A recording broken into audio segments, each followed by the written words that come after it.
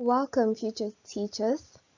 Today we are going to look at discussion, teaching strategy, chapter 9, Killen's teaching strategies for quality teaching and learning. Our learning outcome is to determine key characteristics of effective whole class discussion, determining the limitations and advantages of a whole class discussion, and identify suggested techniques to use to organize and control classroom discussions, and determining ways to evaluate the success of discussion-based lessons. What is discussion teaching strategy? Discussion as a teaching strategy helps to bridge between direct instruction and learner-centered instruction. It can enforce a learner to talk, listen, and respond to others' idea on the content, and allowing learners to be open-minded to different perspectives with reason, and aim to develop their knowledge, understanding, or judgments of content under the discussion. It's important for the teacher to question the learners during the discussion to improve their seeking and gaining knowledge, rather than them allowing them to just demonstrate their knowledge. They should give reason to why they think so as they state their reason. The teacher uses this teaching as a strategy to go over classroom exercises together with learners and going over an activity with the learners to help reinforce and construct the understanding of the content. The key characteristics of effective whole classroom discussion in an orderly process of group interaction, and which learners are exchanging ideas, listening to each other's point of view. Discussion is both active and learner-centered instruction. The purpose of a classroom discussion might be to solve a problem or to answer a question, but often it's to deepen the learner's knowledge or understanding. Teachers' questionings during discussion should be used to help the learner to gain knowledge, rather than to allow teachers to demonstrate their own knowledge or even the learner. During a productive classroom discussion, a learner should be thinking, should be offering opinions, developing reasons, and justifying their reasons or opinions. And more key characteristics of effective whole classroom discussion. It is to provide an ideal way for you to help, as an educator, for you to help learners develop skills before becoming involved in small group work. All forms of discussion involve high level of verbal interaction among learners, so that the succession of the discussion depends very much on the learner's communication skills. The logical conditions step by that you should state out to the learners that you expect learners to talk, to listen, and to respond to one another.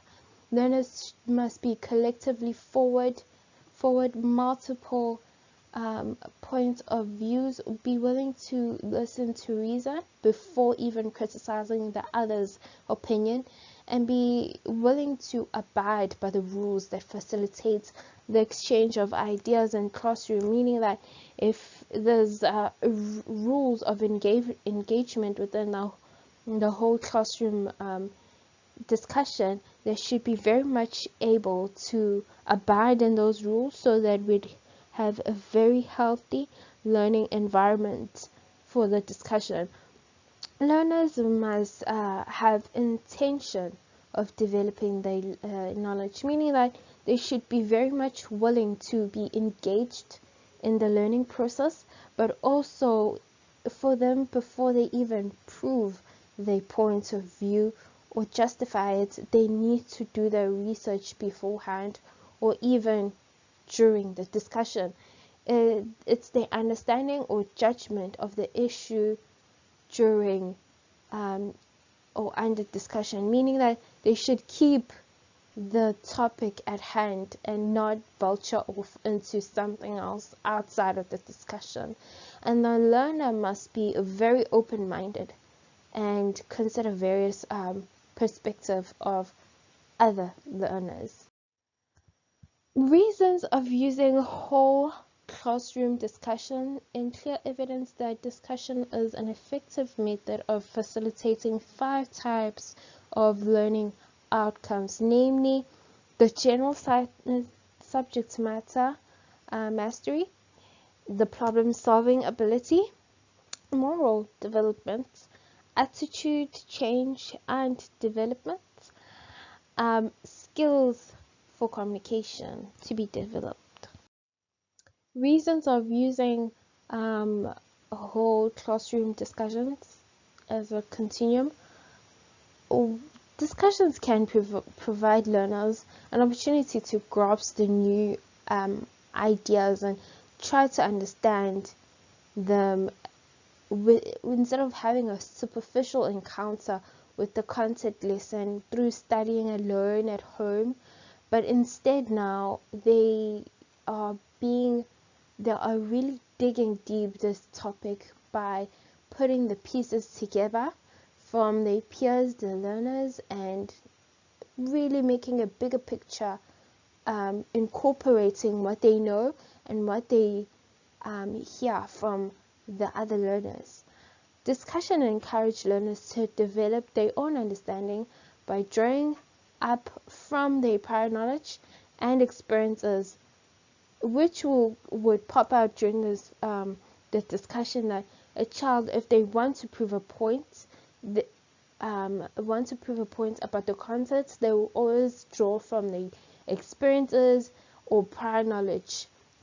So critical thinking about the subject and developing skills of analysis, synthesis, and evaluation comes into play because they are incorporating the schematic theory, where they accommodate and assimilate prior knowledge and experience with the content, and they critically analyze if that's very valid for them to justify their reasoning or their opinion about the content along with their prior knowledge. So they get into critical thinking and they have skills to analyze and really evaluate themselves if they're making a point or an opinion. And it promotes learning by the learner to share perspective on the content. It's expanding understanding and interpretation of the content. The discussion can generate new ideas, solutions to problems by stimulating lateral thinking. Discussion can also develop metacognitive skills by making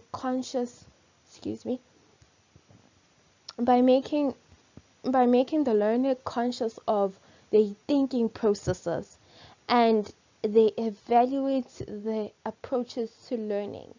In other words, if we are within class, they look at other people or hear how other people evaluate and justify their opinions about the comments, about the content, and so they do the same, and they say, oh, so learner A justified it with this perspective, with this reasoning, and I did it with that way because I saw in chapter 3 she used chapter 8, because all in all it talks about the same whole picture. So it makes the child aware of how they get to the answer, how they think through and to get the answer. The next point is give sense of responsibility for their learning, which is very true, because if you put a child in a whole discussion environments is that because they want to prove a point. We know something now. My colleague, my peer may know something, but I know something too. So when they feel like they could do better, they go home and they take responsibility of the learning to dig up more, to know that thing a bit more better than the next person, or try to learn from the other person's perspective of how is it really that way. And both it encourages them both individually or as a group. It becomes a useful tool to prepare them to be involved in cooperative learning groups. Discussions can give teachers an insight into the learner's way of thinking. At glance, how do I know if the whole class discussion will work? In which situations and which situation will it not? In good situations, it will work well if you want your learners to explore a broad range of perspectives on a situation. If you want to help your learners develop your communicational skills, their communicational skills. If you want your learners to see that their ideas are valued by you so much that you want to hear from them. If you want to prepare learners for more collaborative ways of learning, such as small groups, or even you just want to just monitor their learning as it occurs. The setup where it won't work well, the whole discussion, teaching strategy would be when learners are not prepared for the discussion at all. Learning requires a teacher to put in so that they would so that would just not work well. It would be best suited for direct instruction. It would be very unsuitable for a lesson that needs a lot of time for learners to explore a range of ideas at limited time. Learning requires sustained individual efforts, such as writing. Preparing for a discussion. The 5 steps. Let's start at the first one. The first step would be deciding on the purpose of discussion, meaning what is your focus question? What do you want the kids to really talk about and gain perspective about? Like, what is it they are supposed to comment on, research on, and have a bit of background on it? The second, still on the first one, having a focus question might produce is actually very well recommended because it gives you sight on what are your learning outcomes. Second step would be to research the background information. Educators able to anticipate all possible questions that learners may ask and prepare answers for all possible questions. That is important for a teacher. It's important to consider that some kids, the discussion would be so successful, they build out so deep that they think of new innovating ways to solve a problem, and they ask you, does this solution already exist? And you should be able to tell them yes or no. You should if the topic is maybe about finding ways to have sufficient and environmental sustainable energy, and when the learners think of an idea that's the same as solar panels, you should be able to tell them, oh, they exist, it's a thing. Or one of them think about wind energy, turning it into electricity. You should be able, as an educator, they do already exist because you have researched background information, and everything possible they may ask. Step 3.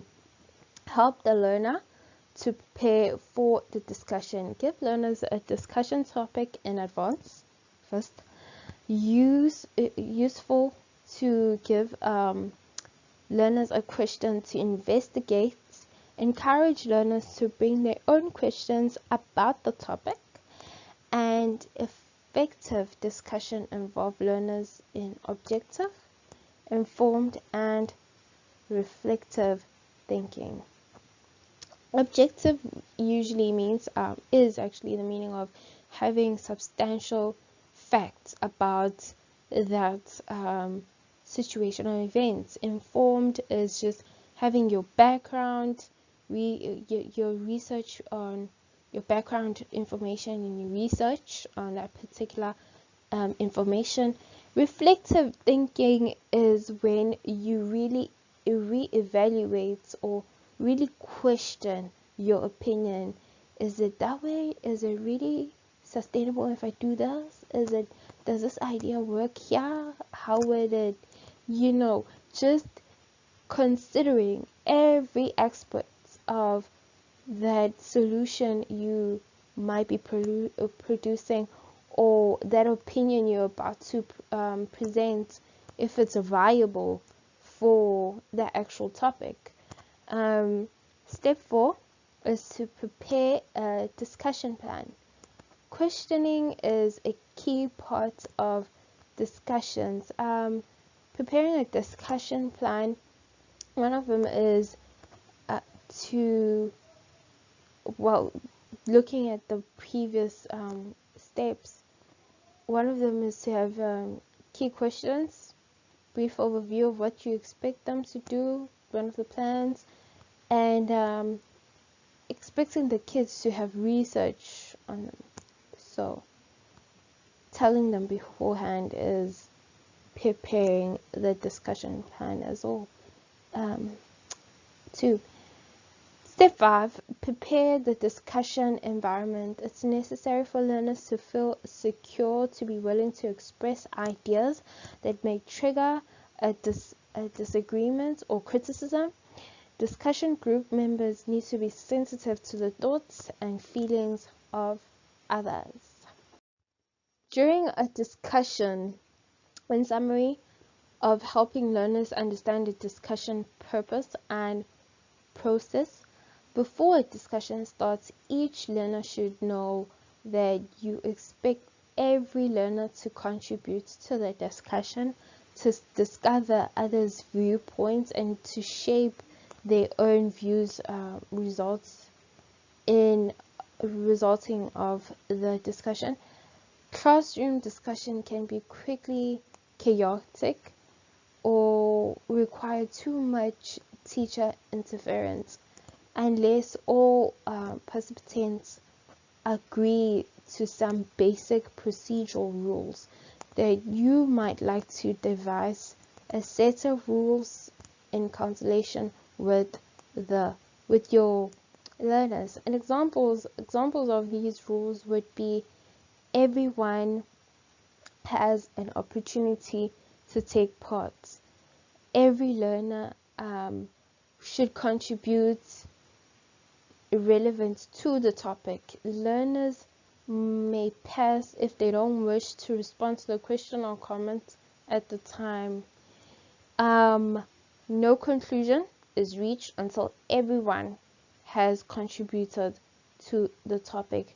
Those are basic rules that might really help ground the discussion.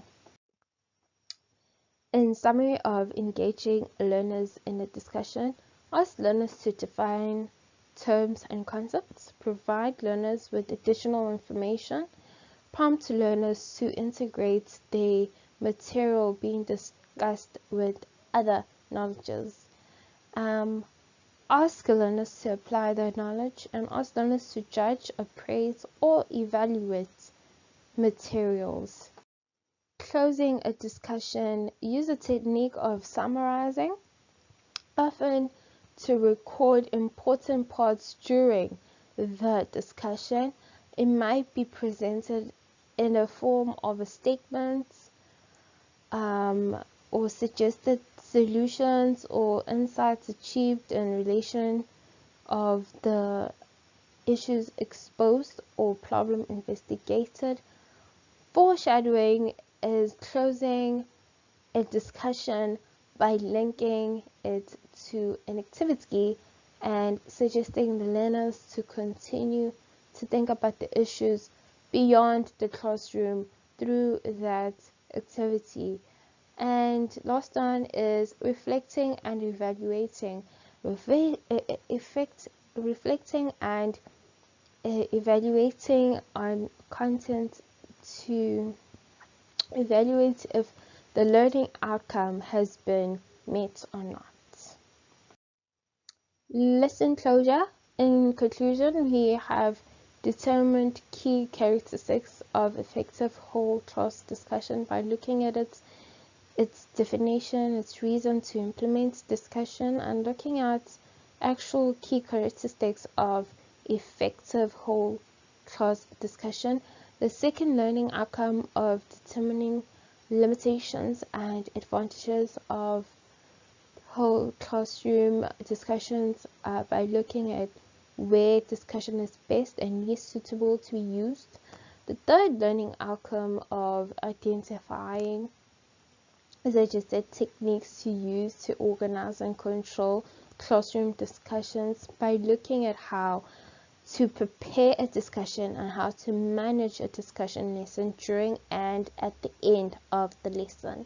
And the fourth learning outcome of determining ways of evaluating the success of discussion-based lessons is by summarizing, foreshadowing, or reflecting together on the lesson. In closure, if you want to see the teaching strategy in practice, be sure to watch Grade 4 Social Science Transports Through Time lesson by Team Vega YouTube channel. And I hope you have a good day. Thank you.